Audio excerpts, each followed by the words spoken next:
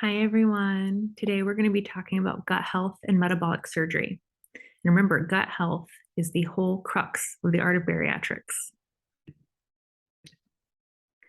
So, many of you may not know, or maybe you do know, because the gut microbiome is definitely getting a lot more attention these days.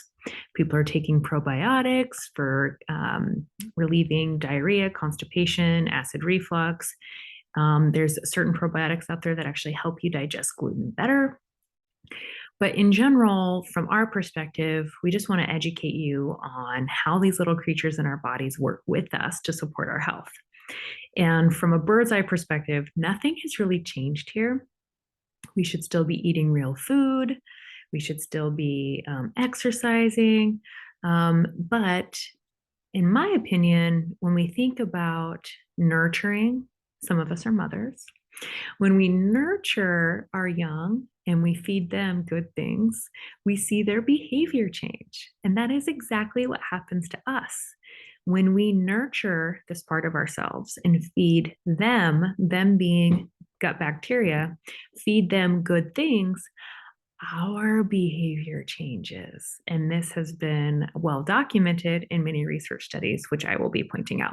And that's the whole part of the gut brain axis. So, in a nutshell, I want you guys to think about that there's gut bacteria which can control calorie uptake from food. And this is a big, big implication here in the whole premise of obesity. Gut bacteria also control our metabolism. So, how well our body uses the energy we've just eaten, how well our bodies can mobilize that and use it as energy in real time. The calories in, calories out sort of model, gut bacteria are in control of how efficient that process is. They're also in control of our body weight. And there has been research that shows just the impact of, say, taking an antibiotic. So, taking an antibiotic, this is in rats. So, a lot of this studies in rats. I understand we're not rats, but we're not too far from them when you think about creatures at the genetic level. So, rats, when they're given antibiotics and then they have babies, their babies are more likely to get more overweight by consuming the same food, the same content, the same calories, the same everything, the same amount versus those who didn't have an antibiotic treated mother. Whoa. Our food choices and our activity are the only two really significant modifiable risk factors or areas of control, things that we can do that actually have a positive impact on what's going on under the hood, so to speak. Bad bacteria can create inflammation in our body. Inflammation is what makes a joint hurt. It's what makes your nose all stuffy and flared up. Inflammation is what causes a heart attack, what causes a blood clot. And so bad bacteria, and again, I say this in quote because they're not necessarily good or evil. It's just the ones that promote health, I'm going to call those good. The ones that promote obesity, inflammation, and disease, we're going to call those bad, right? Just like when we talk about food, food that is colorful, plant-based, alive, at one point or another, that is kind of good food. Bad foods are ones that promote disease, promote inflammation, promote weight gain, promote obesity. McDonald's, Burger King, Taco Bell. And it's not that those things are totally off limit. It's just that we want to bring our bodies and our awareness into a sense of balance to where we know that those are the types of things that we really shouldn't be eating every day, every week, every month. So the more we can nourish our body from the inside out, the healthier we're going to be, the more resilient our metabolism, the easier it's going to be to maintain a healthy weight. And so really nothing's changed here. Like I said, what you do and how you do it hasn't really changed. It's just kind of the extra to the why. And what's neat about this extra, the gut bacteria and taking care of our guts from the inside out, is it really does influence our behavior, our whole psychology, and the little chemistry behind what makes a happy person or somebody who recovers from stress easily. All of that is chemistry in the body. And the gut bacteria are actually responsible for improving that chemistry so that we can be more stress resilient human beings. I mentioned it's being inheritable, and they have to eat colorful plants to do it. I want those of you who are in the Art of Bariatrics programs to really shift your mindset away from restriction and no pain, no gain. Because really, from a microbiome perspective, all we have to do is think about abundance and adding things to your diet, um, adding colorful fruits and vegetables, adding more exercise to your life, adding more time for sleep and rest. When you do all of these things together, it really doesn't feel like you have to suffer or deprive yourself in order to be healthy. Okay. Doesn't that feel good? So, right here on the right hand side, this is the image of Lakshmi. And at the time of this recording, I'm just a couple days away from Diwali. Diwali is a Hindu festival that honors Lakshmi, and Lakshmi is the goddess of prosperity. And look at her. She's surrounded by elephants. Elephants are the symbolism of work ethic and hard work that results in fruits of your labor. She has 4 hands, and these 4 hands symbolize all of the pleasures in life: love, connection, money, and health. And I'm sure we can come up with other pleasures, but I mean, those sound pretty good.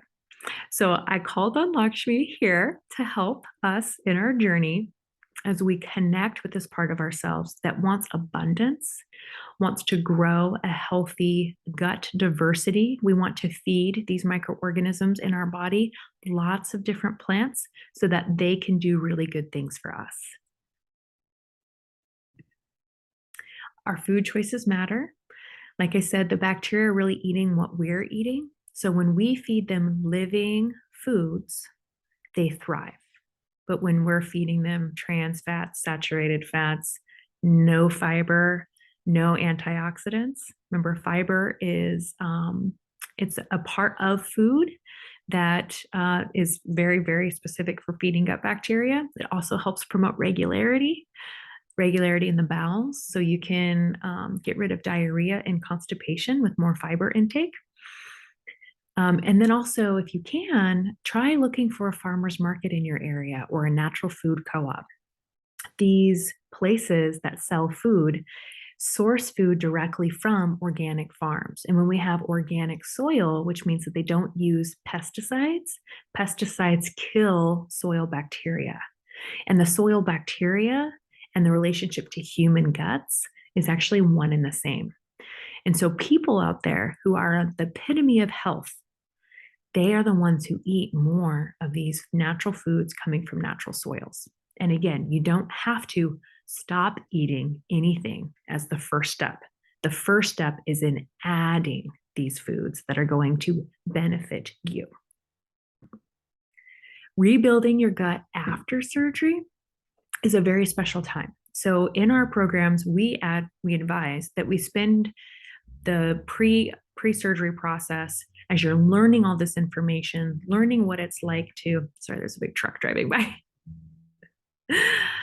Oh, I live on a noisy street.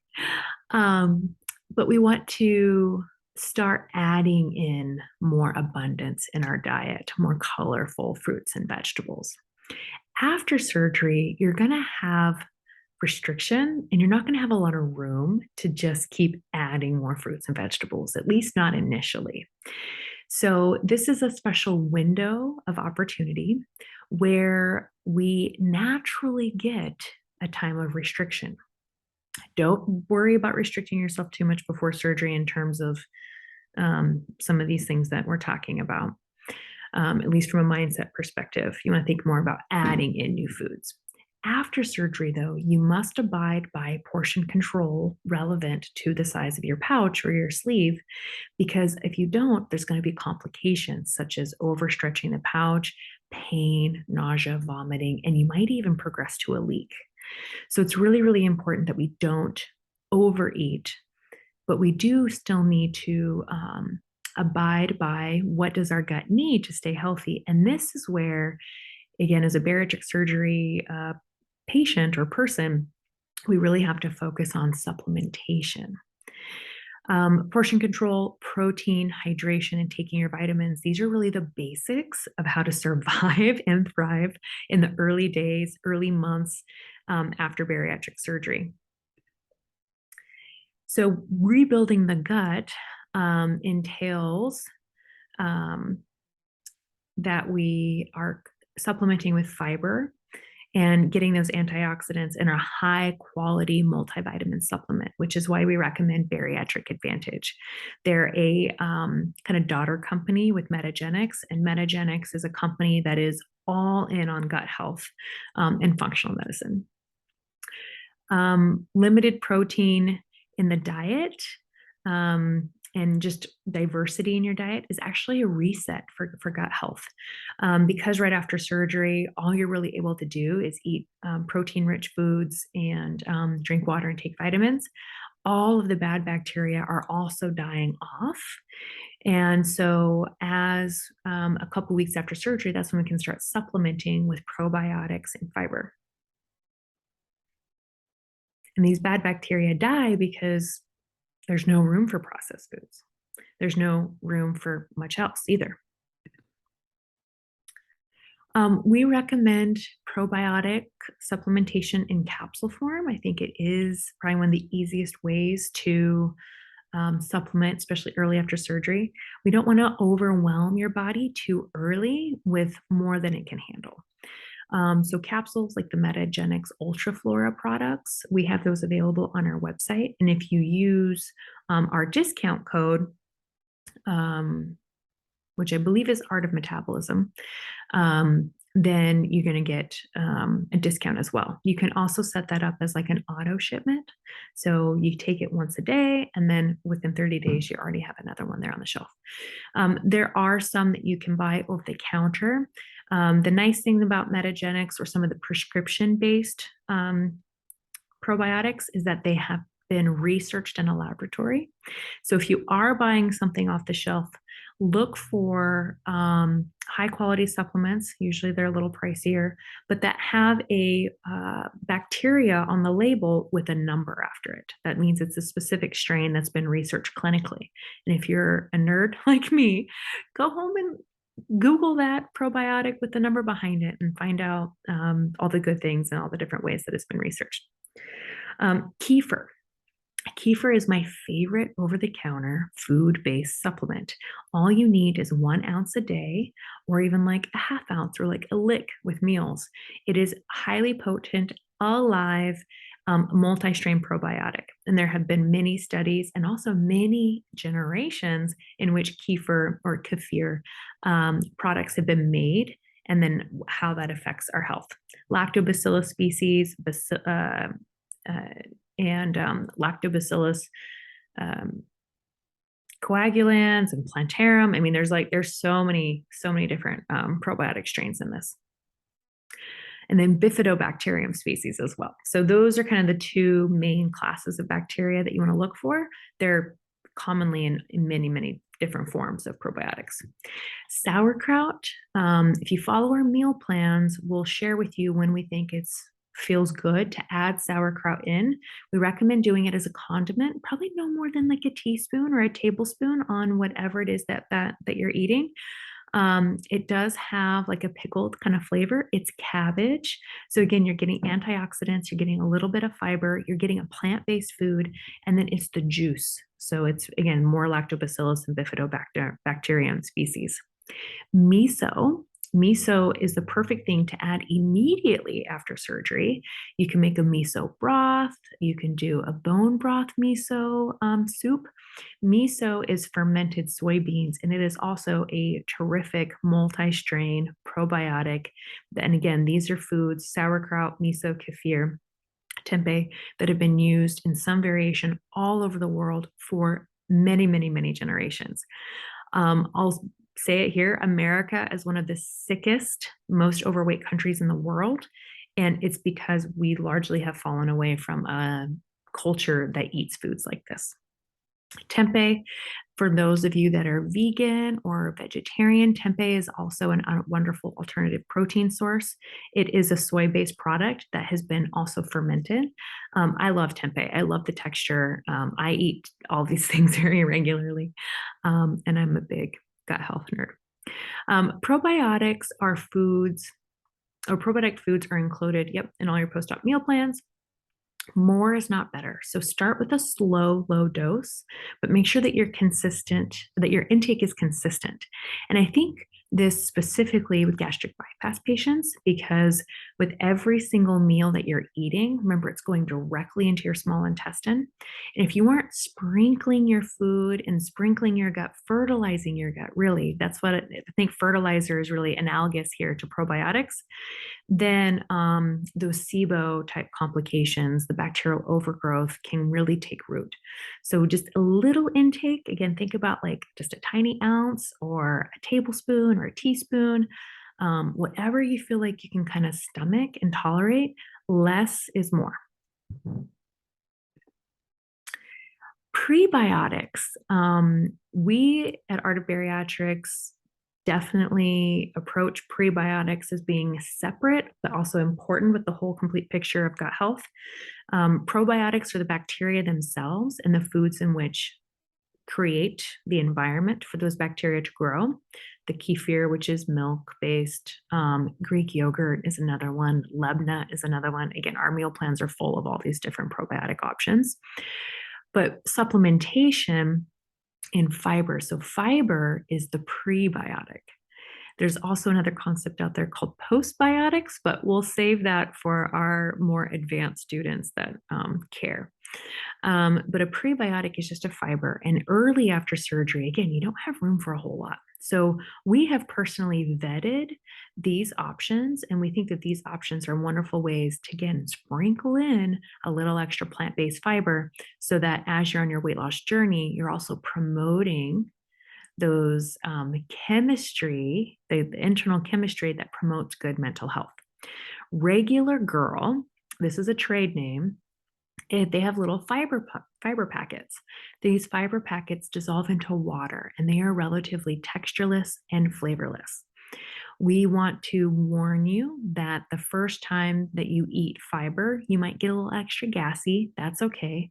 What we want to avoid is eating so much fiber that then you're having so much gas you're in pain.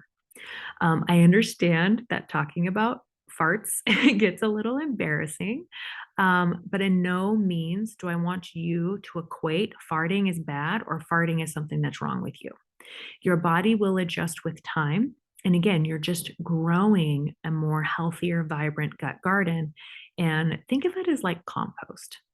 So I garden regularly. I know Bonnie gardens regularly. We live here in Oregon. It's a very crunchy part of the world. And it's one of the healthiest that I've ever been in. Composting is the act of putting in all your food scraps into a big pile. You have to have nitrogen. You have to have, they say greens and browns. So greens being all the colored, still colored kind of roughage, and then browns being sticks and dry leaves, but you mix that together, you add water, you turn it over every once in a while, and it starts to ferment and it releases gases and it sequesters carbon and it creates heat. Well, that's kind of like what our guts are doing on the inside. You know, that's how we make our stool. So these things are really important for making really healthy internal compost. And Olipop. Olipop is another product that I do recommend. Olipop, I would say you probably don't want to get in the habit of drinking it every day, but I think your body can handle it. It's 1 can of soda and it doesn't have carbonation. So even our gastric bypass people should be able to tolerate this just fine. It is sweetened slightly. So if you're sensitive to sugars, be mindful of that. Maybe you only need half of a little soda. Maybe you can pour out half, dilute it with water, save the other half for tomorrow. For people that really get bored drinking nothing but water, I think Olipop would be a good alternative. We have a affiliate link for Olipop as well. And I believe you get a discount with that. It is available at some grocery stores, but I mean, they'll drop ship to me cases of the stuff. What I love best about Olipop is they use all of these prebiotic fibers. They put it in the juice or the quote unquote soda. It tastes nice. They sweeten it with stevia. And again, stevia is one of the better plant-based sweeteners, especially for people after weight loss surgery. I think one can has maybe 35 calories. Grape, there's like a strawberry vanilla, there's like a cherry flavor, there's like an orange soda flavor. They even have one that tastes like Coca-Cola. So again, you don't have to take this as like gold or fact that you need to drink all this. And if you drink a soda a day, you're going to be healthier. No, okay, that's not what we're talking about. But these are ways that we can safely get in a little more fiber in our diet. And just be careful if by drinking one of these sodas, it doesn't trigger the desire to have more and more sweet, because that is something that we run into with drinking some of these protein shakes as well, or protein bars. They're so sweet and sweetened that even though they're low calorie, or because it's an artificial plant-based sweetener, they still promote us to then seek out more food. So just be careful for that. Observe that in your body. Inulin is another plant-based fiber. It's really common in foods like artichokes, dandelion greens, and other like root-based tubers. One of them comes to mind called yacon. It grows out of Peru. We have yacon here in our local grocery stores. But inulin, and again, little goes a long way. A teaspoon has about 3 grams of fiber. You can mix it into yogurts, shake smoothies, things like that. But I wouldn't do regular girl, drink an Olipop, eat some inulin, and then start pouring flaxseed on your yogurt tomorrow. Don't do all of those things at once. You're going to be really gassy and probably a little uncomfortable. So little bit goes a long way, but I would say if you can, try to factor in some of these things into your diet at least once a day. The goal is long term, say a year out from surgery, where you're eating more different foods, higher amount of calories, you can comfortably fit a little bit more. That's when we're going to be trying to work our way up to 25 or 30 grams of fiber a day. Tell you what, initially after bariatric, which is the recommended amount, by the way, to prevent colon cancer and all sorts of things. And here's another fun fact about the gut microbiome. When we aren't eating enough fiber, colon cancer rates go through the roof. America has one of the highest rates of colon cancer. Breast cancer, pancreatic cancer, all sorts of things. The gut bacteria, not only do they release healthy chemicals that promote good psychological well-being, they also release chemicals that help the brain and the body release things that help with DNA repair and prevent cancer. So again, I am a total nerd with all this stuff. I'm just going to try to keep you guys going here on the basics. The basics are you want to eat this stuff. And we're here to coach you through how and how to just make it a part of your regular routine. Let's see here. All right. Mental and emotional well-being. I don't know if you guys are familiar with serotonin, but serotonin is often the neurotransmitter of target when somebody is prescribed an antidepressant. So the antidepressants that people are on all try to work towards increasing the amount of time that serotonin is available between two neurons. A neuron is what connects my ability to speak to my ability to think.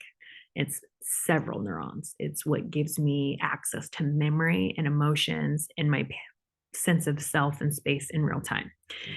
We're a very complicated computer of hormones and nerves, and just we're taking in input all the time. So our ability to feed our gut bacteria, so our gut bacteria can make the good stuff to then create this inner sense of peace. I got this. I just got in a car wreck. Oh, well, What's your number? Let's call your insurance company. I'll get back in my car. I'll call a tow truck, right? Like we don't have to melt down or have big, crazy reactions to things um, when we got all of our needs met from the inside out. Now, I say that with a grain of salt. Do I have perfect emotional balance every day? No, but there's cause and effect, and there's the way it kind of layers. What's really neat about gut health, though, is it does give us, especially our adult self, the means and the perspective to really sort of learn from the past. And again, mental and emotional well being are intimately linked, and they're intimately linked to the amount of fiber in a person's diet and also the amount of diversity in their microbiome. Diversity means that you have many different types of bacteria living in you at one time. The more diversity, the healthier you are. The only way to get diversity is to eat more different types of plants. And a goal before surgery is 30 different plants a week. Sleep. Just like there's the hormones that regulate serotonin that help us feel happy or calm or peaceful, sleep needs melatonin. And melatonin and serotonin share the same chemical precursors that are made by gut bacteria. Thyroid function. Again, when we look at the thyroid molecule and all the different parts that come in to make thyroid hormone, it all comes down to nutritionally having access to these chemicals made by gut bacteria. Joint pain, inflammation, same thing. Estrogen balance. Estrogen changes naturally depending on where you're at in your reproductive life. If you're postmenopausal, lactobacillus species, like ones found in kefir, yogurt, sauerkraut, miso, etc., just intaking those actually helps regulate estrogen balance so we can become better at handling those changes that come up for women as life happens. The brain or the gut is known as the second brain. So remember how I was talking about neurons and how it's just like literally Ethernet cable wires throughout the whole body? Well, the gut actually has more neurons than the brain. And we also have the largest collection of lymph nodes. Lymph nodes is how we screen and process viruses, right? So we have lymph nodes in the back of our throat and all the way down. Well, your gut is riddled with them. And so think about it. Every time we eat a meal, our body has to screen through it. What's good for us? What's not? Again, a giant salad you make at home with some healthy protein on it and a salad dressing you make yourself. Olive oil has one of the highest, most potent antioxidants out there. So when we're doing these things and we're feeding our body really good from the inside out, everything works better. This is just a schematic kind of showing the vagus nerve is something I talk a lot about when we do gut brain axis work. The vagus nerve is the nerve in your body that is responsible for receiving information from the gut, from your nutrition, from your microbiome, conveying that to the brain, and then your brain is constantly using your eyes to survey your environment. Is this scene safe or not? My ears are also curious. Am I hearing loud, scary noises like gunshots? Or am I hearing, or like a roaring fire? Or am I hearing peaceful sounds of like birds chirping or a lion roaring? That'd be kind of frightening. But birds chirping, water dripping, or just plain old silence or nice music, that's a safe feeling.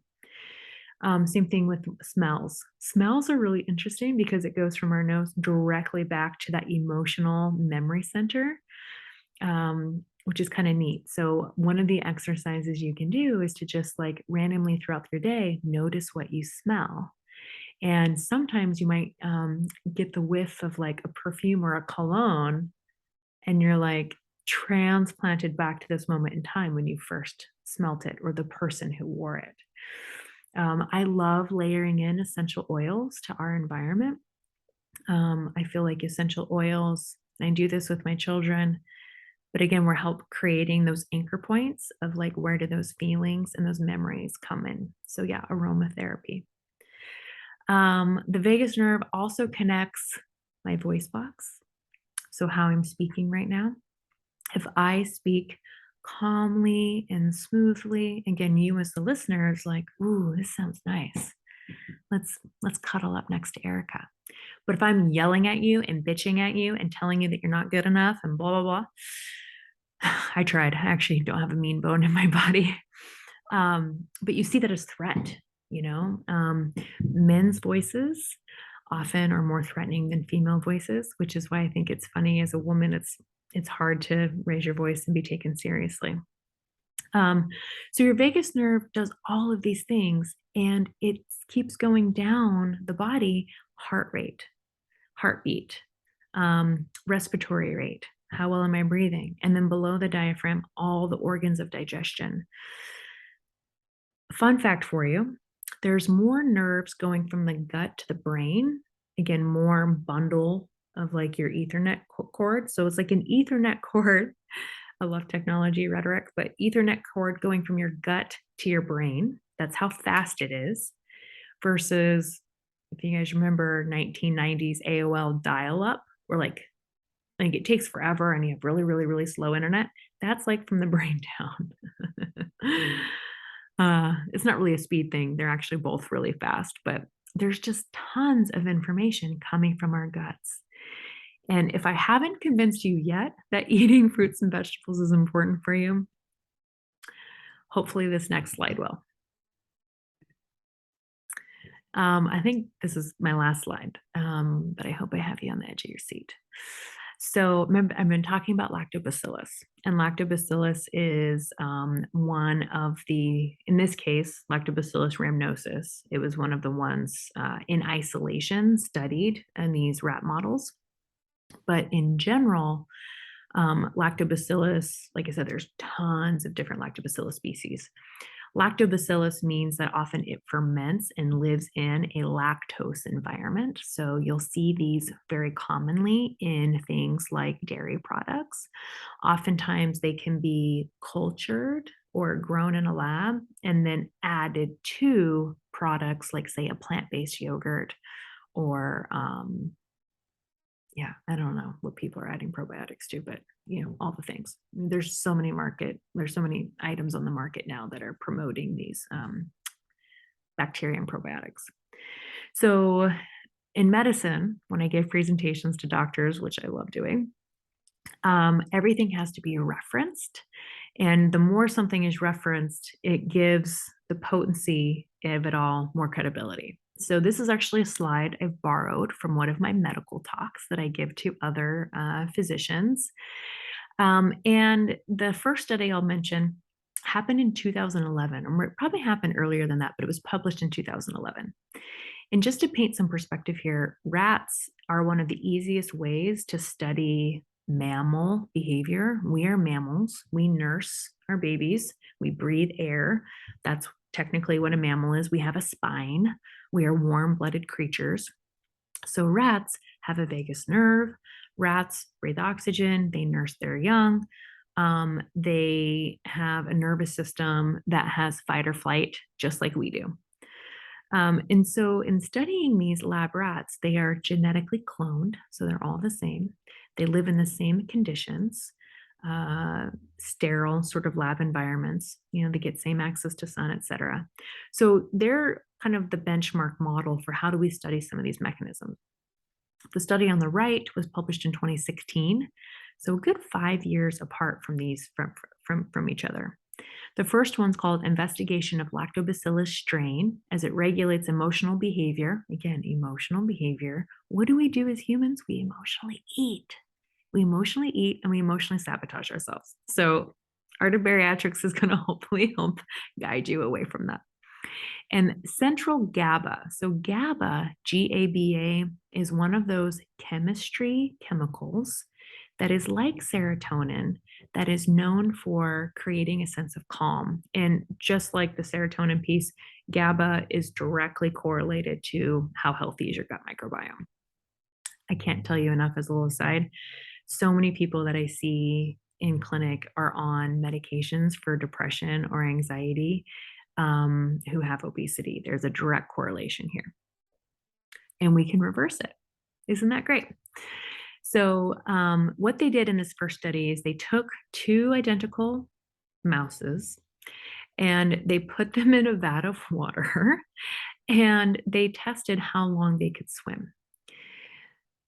One mouse was the control. They got no probiotics, standard rat chow diet, rat environment, whatever. In the next set of mice, the only thing that they changed is they added this lactobacillus single strain species probiotic.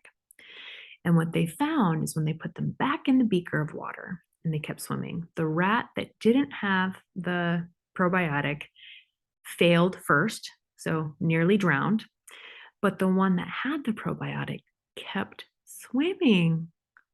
So let's have a little Dory moment, but just keep swimming, just keep swimming. Imagine if you had that internal positivity. You had that internal drive of, I got this, I can keep on going. Um, that that is a chemical process between you and your relationship with food. Isn't that amazing? So then the second study took it a step further. And what they did is they did the exact same study, but then they cut the vagus nerve. And they didn't just cut it, but they removed a little chunk of it. And that's a surgery. That's actually a surgery that some bariatric surgeons do to help people with bypasses heal ulcers. We cut the vagus nerve because the vagus nerve is connected to the stomach and dictates how much acid we make. It's a crazy thing. I've done it once and it worked. But here's some of the hesitancy I have over doing things like that. Because what they found is when they cut the vagus nerve, both groups suffered again. So as they're swimming along, both groups gave up. Not one benefited longer than the other. So this is, again, it all brings it back down to that vagus nerve. This vagus nerve is what connects the gut and what happens in the gut to the brain, and also what helps connect the brain to the body. How can my body keep moving? As humans, we have complex thought, which kind of supersedes even some of this bacteria stuff. And something that may or may not be novel to you, but our thought drives behavior. Our thought drives feeling. And so our thoughts actually have a very powerful role in how we allow our bodies to work synergistically together. But one of the first places we can start is positive thinking. Art of Bariatrics is all about positive thinking. And then number two, positive eating, eating with abundance, eating more fruits and vegetables, eating more fiber, supplementing probiotics and fiber into our diet so that we are taken care of no matter where you are in your journey with bariatric surgery. I think this is my last slide. Oh, no, I have one more. Oh, look at this. I got ahead of myself. Abundance mindset, upstream effects, all the chemistry stuff of just eating more plants. Gut health is to the gut to the brain and from the brain to the gut. Stress. Oh, here's another fun fact for you. And I didn't put the slide on because I thought it was too sciencey. But stress, our ability to actually go to the survival mode response, which is something to pay attention to because some of you might experience survival stress on a daily basis. How calm are you when you drive your car?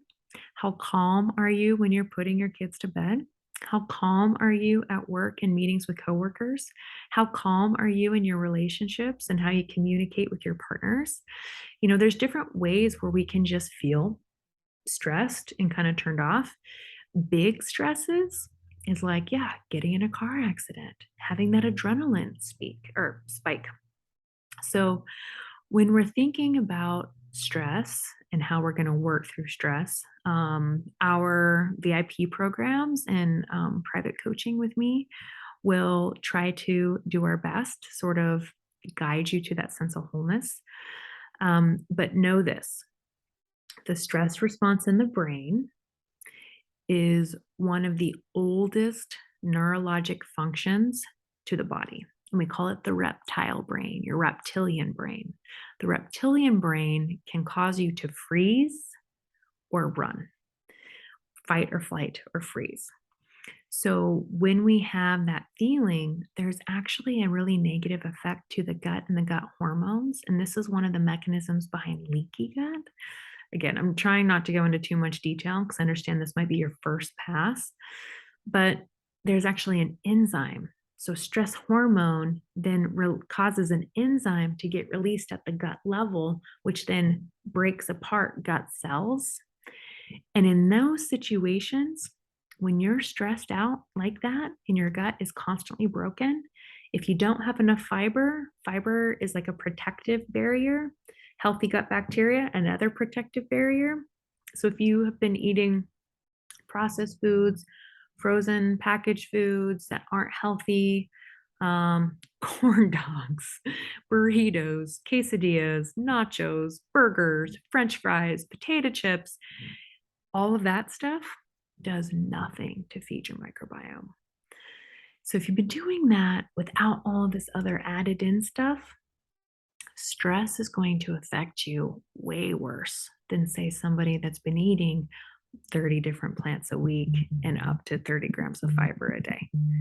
Much, much different kind of response. One second. I don't want my phone to go off. We're almost done. 30 different plants a week is a goal before surgery, and then keep working with us. We'll help you every step of the way for your post-surgery journey. Have a wonderful day, everyone. Stay tuned for more.